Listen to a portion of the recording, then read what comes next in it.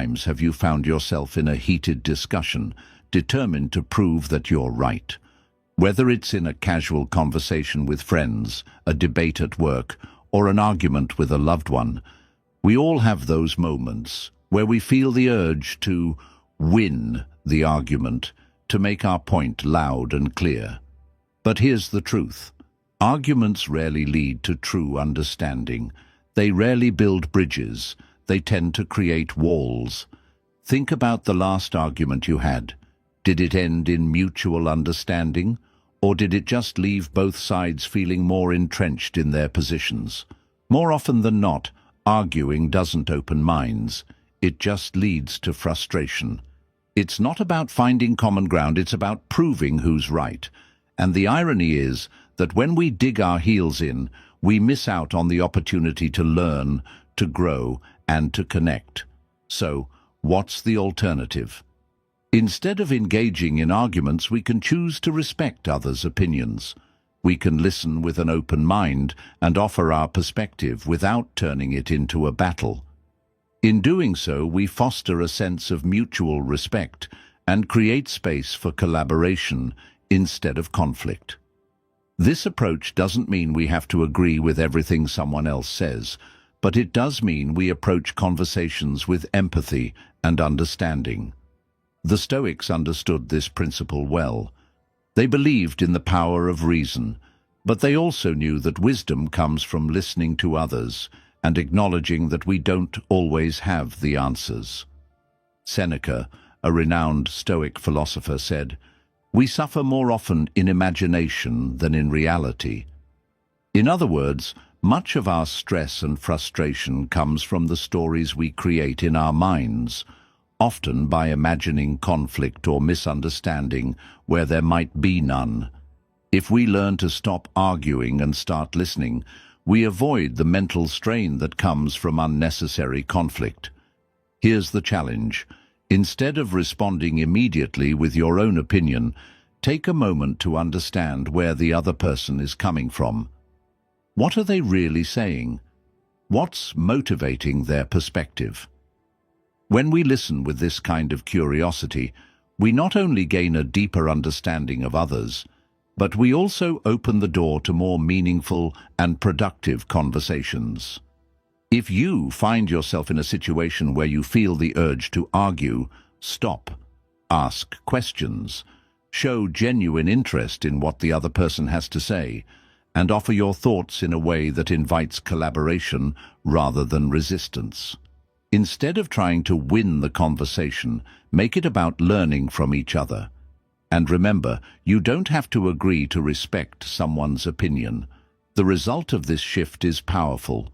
Not only will your relationships become stronger, but you'll also gain a deeper understanding of the world around you. Respecting opinions doesn't mean you're weak or passive.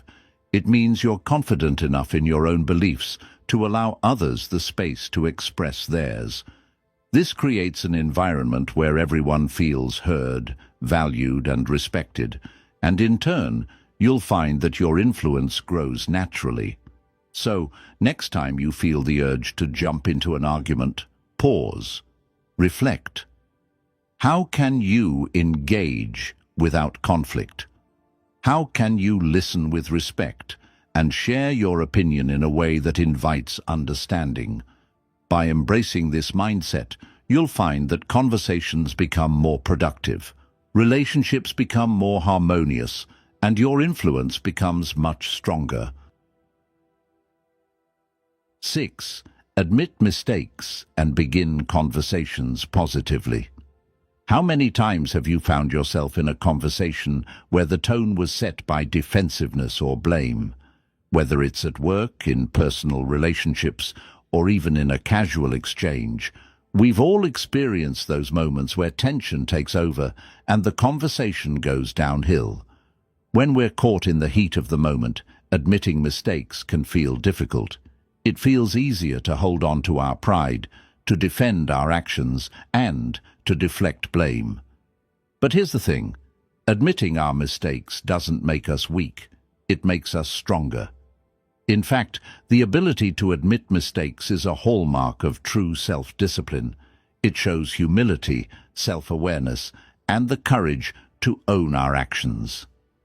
When we admit our mistakes, we take responsibility for them, and we open the door to learning and growth. This act of vulnerability fosters trust, and it creates an environment where people feel safe to be honest and open. Think about the last time you made a mistake at work or in a personal situation. How did you handle it? Did you try to cover it up, or did you take accountability right away? Often, when we try to avoid admitting mistakes, we dig ourselves deeper into a hole, causing more harm to the relationship or situation. But when we own up to our errors, we show maturity and integrity. This is not only a reflection of personal growth, but it also creates an opportunity to build stronger relationships based on honesty. The Stoics taught the importance of accepting responsibility for our actions.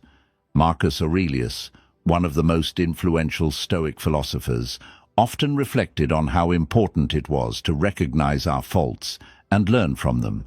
He said, "The impediment to action advances action. What stands in the way becomes the way." In other words, the challenges we face, including our mistakes, are not roadblocks, they're opportunities for growth. When we embrace them, we become better, wiser, and more resilient. When it comes to starting conversations, especially those that are difficult or potentially uncomfortable, it's essential to begin with a positive and open approach. Instead of leading with a defense, start by acknowledging the situation and taking responsibility for your part in it. When you do this, you set the tone for a cooperative, productive dialogue. For example, instead of starting a conversation with, "I didn't do it because of this," try saying, "I realize that I made a mistake, and here's how I plan to fix it." This shift from defensiveness to responsibility opens the door to problem-solving and collaboration. It shows the other person that you're committed to making things right, and that you value the relationship more than your own pride. This approach doesn't mean you should take the blame for everything, nor should you always apologize when you're not at fault. What it does mean is that when you make a mistake, you own up to it. You admit it, learn from it, and move forward. Taking responsibility for your mistakes also creates a culture of accountability. When others see you admit your own faults, they're more likely to do the same, which fosters an environment of trust, growth, and mutual respect. So, how can you apply this in your life? The next time you find yourself in a difficult conversation or situation, take a deep breath and start by owning your actions. Admit your mistakes with humility and approach the conversation with a positive, solution-oriented mindset. You'll find that not only does this strengthen your relationships, but it also builds a reputation of integrity and leadership.